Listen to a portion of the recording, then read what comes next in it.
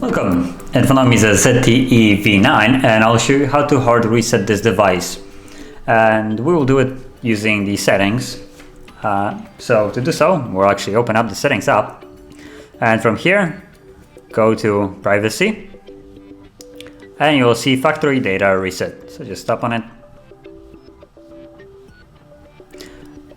And as you can see, reset phone, even though it's a tablet. And tap on erase everything.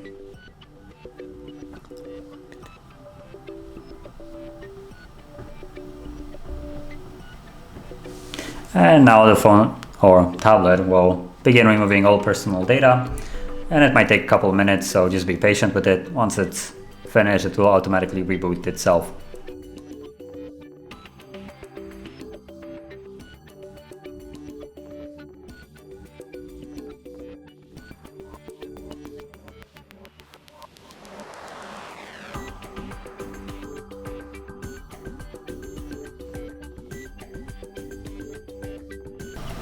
And as you can see, now the process is finished and it automatically rebooted and the device is ready to be used again.